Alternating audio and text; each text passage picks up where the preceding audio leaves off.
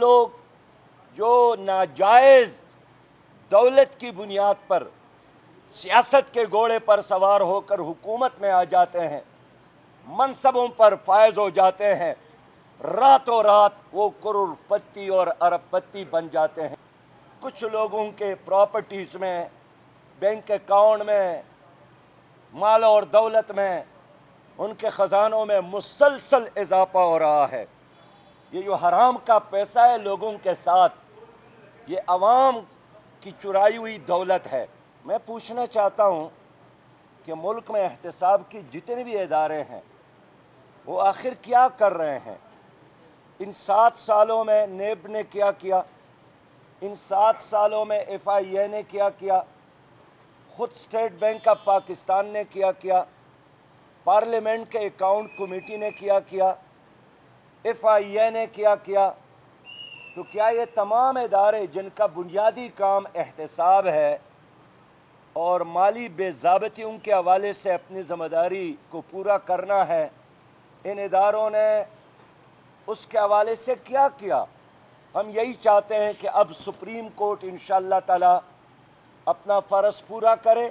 تمام کے تمام ادارے کرپشن کی وجہ سے تباہ ہو گئے۔ اب جانتے ہیں کہ جماعت اسلامی پاکستان ایک عرصے سے ملک میں کرپشن کے خلاف جدوجہد کر رہی ہے، اور کرپشن ایک ناسور ہے جس کے خاتمے کے لیے جہاد ہر پاکستانی پر لازم ہے۔ 2016 میں بین الاقوامی میڈیا میں پاناما کے حوالے سے ایک خبر عام ہوئی کہ آفشور کمپنیوں میں، غیر قانونی کمپنیوں میں مختلف ممالک کے لوگوں نے غیر قانونی پیسہ لا کر چھپایا ہے۔ اس میں 436 پاکستانی بھی تھے،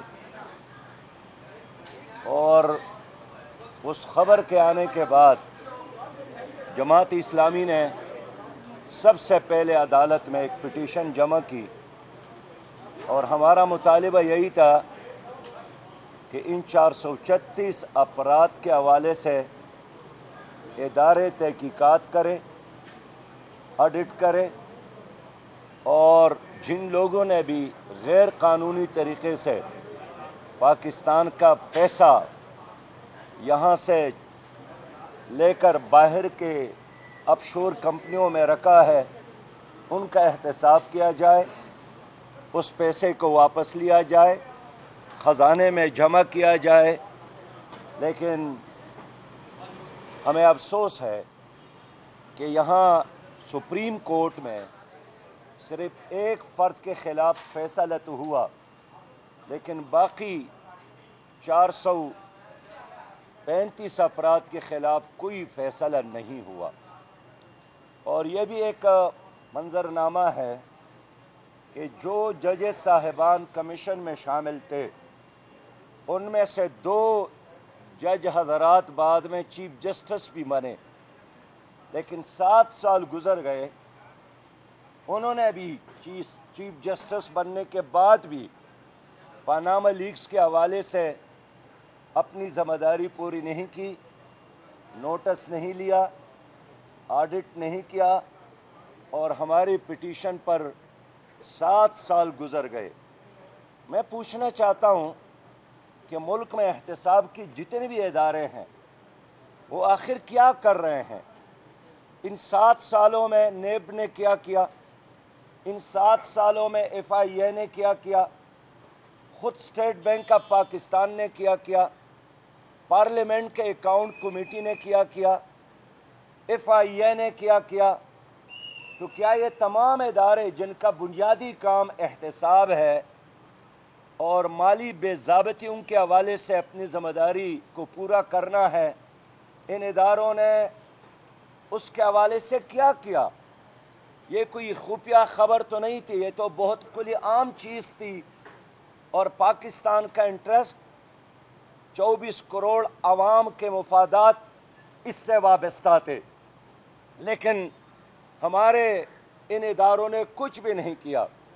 یہ افسوس کی بات ہے کہ جو لوگ حکومت میں آتے ہیں، عمومی طور پر ساری قوم یہ دیکھتی ہے کہ جیسے ہی وہ حلف اٹھاتے ہیں، حکومت بنتی ہے، تو وزراء کے، ایم این ایس کے، سرکاری پارٹی کے اہلکاروں کے تمام کیسز ختم ہو جاتے ہیں، ان کے فائلیں بند ہو جاتے ہیں، اور جو پارٹی اپوزیشن میں آ جاتی ہے ان کے فائلیں کھل جاتے ہیں اور ان کے کیسز چلنے شروع ہو جاتے ہیں، اور نیب ان کے بارے میں، ایف آئی اے ان کے بارے میں، اور باقی احتساب کے ادارے ان کے بارے میں ایکٹیو ہو جاتے ہیں۔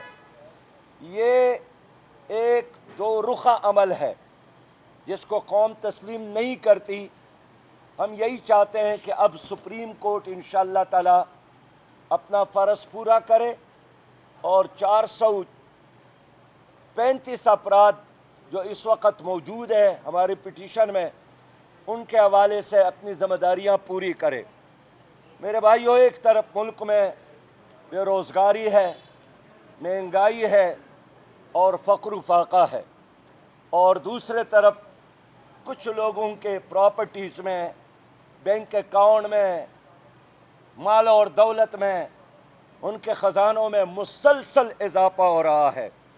یہ جو حرام کا پیسہ ہے لوگوں کے ساتھ، یہ عوام کی چرائی ہوئی دولت ہے، عوام کی دولت ہے، اور یہ حقوق العباد پر انہوں نے ڈاکہ ڈالا ہے، اور عوام کا پیسہ توبے سے بھی معاف نہیں ہوتا ہے جب تک آپ اس کو ریکور نہ کرے۔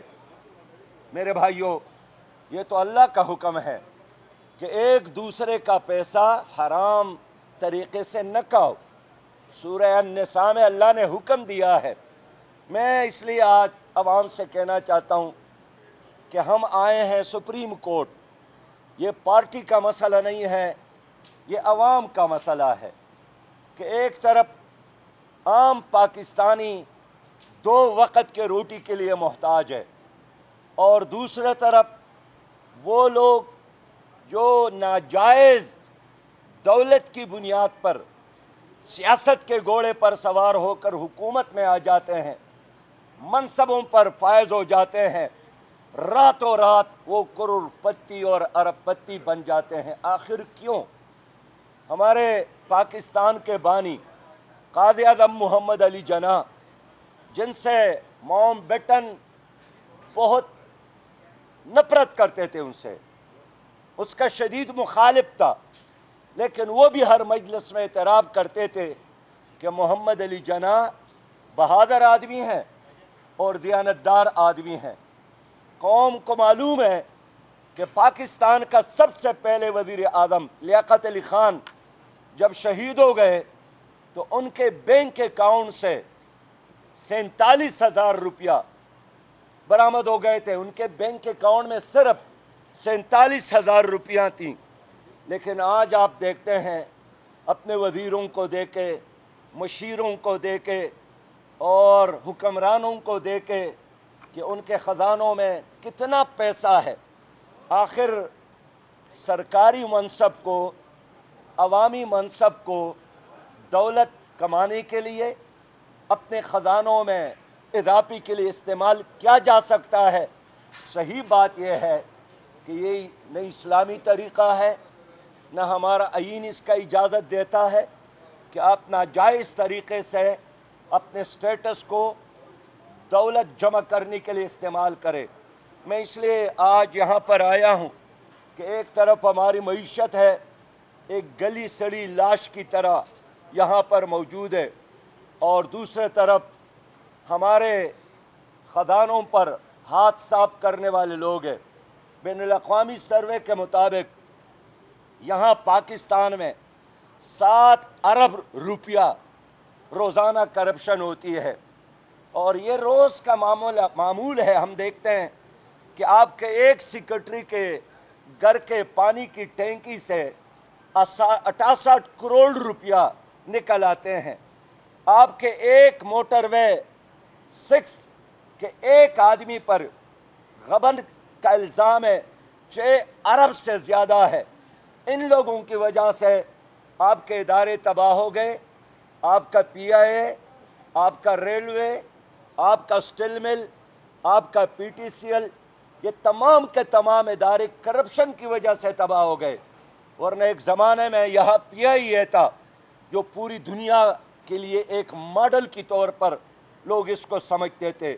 ہمارے لوگ محنت کرنے والے ہیں، ہمارے لوگ انتہائی ذہین اور فتین ہیں، ہمارے ملک میں نوجوان باصلاحیت ہے، ہمارا ملک معدنیات سے مالا مال ہے، ہمارا ملک ہر نعمت سے اللہ تعالیٰ نے ان کو نوازا ہے، لیکن اس سب کچھ کے باوجود اگر ہر پاکستانی مقروض ہے، سانس لینا مشکل ہو گیا ہے، فیکس آمدنی بے انتہا کم ہے، جنوبی ایشیا میں سب سے زیادہ مہنگا اور سب سے زیادہ غریب ترین ملک بن گیا ہے، تو یہ کوئی اور وجہ نہیں ہے، کرپشن کی ناسور کی وجہ سے۔